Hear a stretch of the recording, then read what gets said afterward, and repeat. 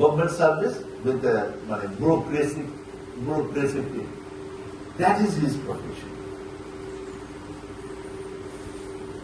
এবার প্রশ্ন হলো যে প্রফেশনে ঢুকলেই কি আমি প্রফেশনালিজম হয়ে যাবে? এইবার আসি,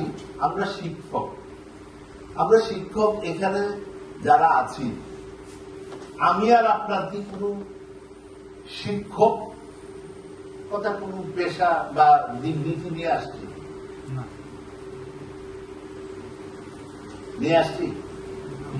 কেউ বাংলায় পড়ছি, কেউ ইংরেজিতে পড়ছি, কেউ ফিজিক্সে পড়ছি, কেউ কেমিস্ট্রিতে পড়ছি, কেউ ফিলোসফিতে পড়ছি, তারপরে আমি এইখানে আসছি। তার মানে কি আমি প্রফেশন শিক্ষকতা হইতে পারবে না? প্রফেশন আমি বানাইতে পারি যে আমি যে সাবজেক্ট থেকে পড়ি, আমি এখানে শিক্ষক হিসাবে ঢুকে আমি এখান থেকে যেহেতু আর্নিং আমার হচ্ছে, আমার সংসার চালাইতেছি, তাইলে কি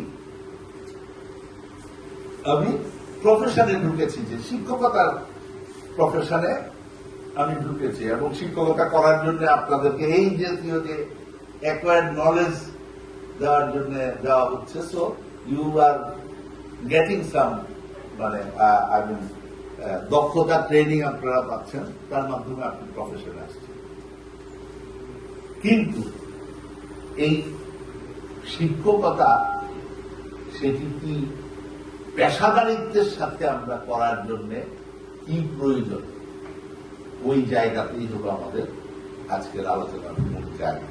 সে কারণেই আমরা যে আলোচনাটিতে আজকে আসতে চাচ্ছি, যে প্রফেশনালিজম যখন আমরা বলি, অনেকেই চিন্তা করি যে আগের সেই কনসেপ্ট থেকে, যে ট্রান্সফরমেশনের কনসেপ্ট যদি আমি মাথায় না রাখি, মনে হবে যে শিক্ষক মানে তো গুরুর মতো হবে, চ্যারিটি লেভেলের তার কনসেপ্ট হবে, ওনার তো আর ট্রেনিং এরও দরকার নাই, টাকা পয়সারও দরকার নাই, অতএব উনি মোটামুটি শিক্ষকতা করে যাবে।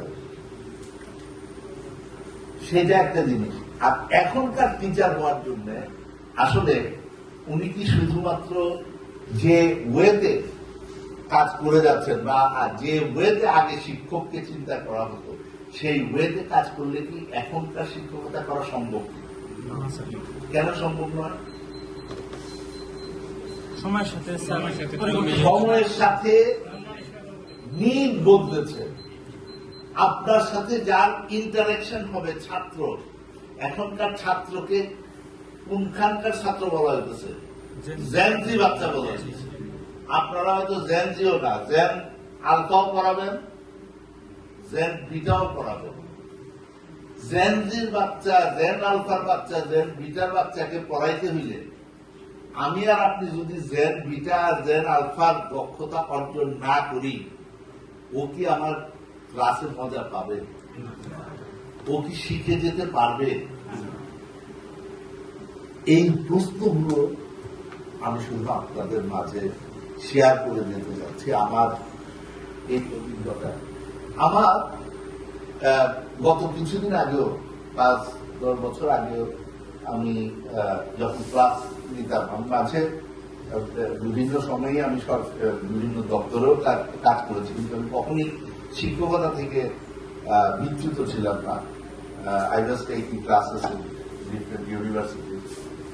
তো আমার মনে পড়ে যে 5-7 বছর আগেও ক্লাস নিতে গেলে খুব বেশি ভয় লাগতো না, ইভেন ঢাকা ইউনিভার্সিটিতে বা নর্থ সাউথের ক্লাস নিতাম। তো দেখা যেত যে ওই ক্লাস নিতে গেলে মোটামুটি টপিকটা একটু দেখে আমি চলে গেলাম, আর যা বললাম ছেলেমেয়েদের তো সবাই ভয়ে ভয়ে শুনবেই।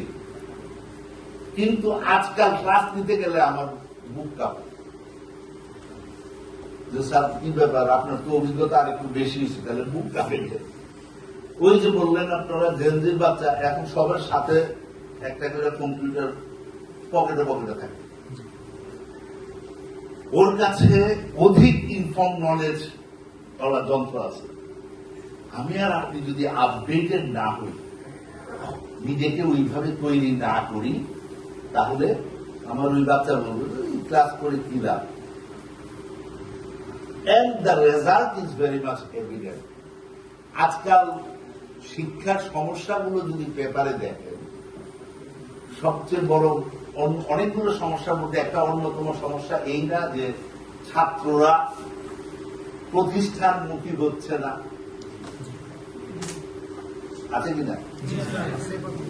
ছাত্র ক্লাসরুমে আর বেশি যাইতেছে না।